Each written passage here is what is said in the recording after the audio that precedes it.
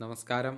Raf talks ഫുട്ബോളിലേക്ക് ഏവർക്കും സ്വാഗതം. പ്രീമിയർ ലീഗ് വമ്പന്മാരായ മാഞ്ചസ്റ്റർ സിറ്റിക്ക് ഇത് വളരെയധികം മോശം സമയമാണ്. അവസാനമായി കളിച്ച 6 മത്സരങ്ങളിൽ ഒന്നിൽ പോലും വിജയിക്കാൻ അവർക്ക് കഴിഞ്ഞിട്ടില്ല. തുടർച്ചയായി 5 മത്സരങ്ങളിൽ അവർക്ക് തോൽവി ഏറ്റുവാങ്ങേണ്ടി വന്നിരുന്നു. ഏറ്റവും ഒടുവിൽ ഫെയനൂർദിനോട് അവർ സമനില വഴങ്ങുകയായിരുന്നു.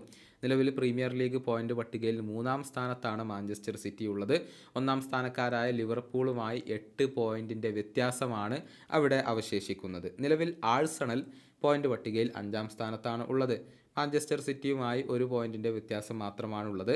എന്നാൽ മാഞ്ചസ്റ്റർ സിറ്റിയെ എഴുതി തള്ളാൻ ആഴ്സണലിൻ്റെ പരിശീലകനായ മിക്കേൽ ആർട്ടറ്റ ഒരുക്കമല്ല.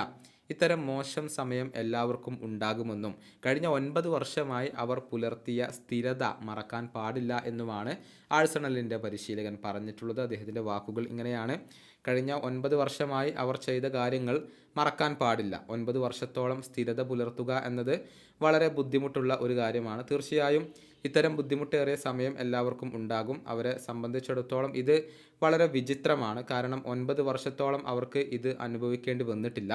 ഞങ്ങൾക്ക് പെർഫെക്റ്റ് ആയിക്കൊണ്ട് മുന്നോട്ട് പോകേണ്ടതുണ്ട്. മാഞ്ചസ്റ്റർ സിറ്റിയെ ഒരിക്കലും എഴുതി തള്ളാൻ കഴിയില്ല.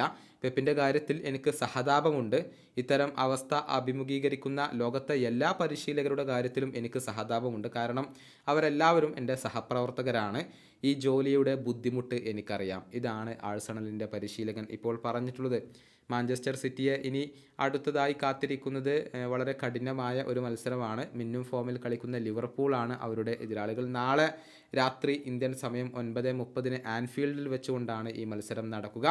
ഈ മത്സരത്തിൽ കൂടി അവർ പരാജയപ്പെട്ടാൽ 11 പോയിന്റിന് മാഞ്ചസ്റ്റർ സിറ്റി പിറകിലേക്ക് പോവേണ്ടി വരും. ഈ വീഡിയോയുടെ അവസാനിപ്പിക്കുന്നു. ഫുട്ബോൾ ലോകത്തെ കൂടുതൽ വിശേഷങ്ങളുമായി റാഫ് ടോക്സ് കൊണ്ടുവെത്താം.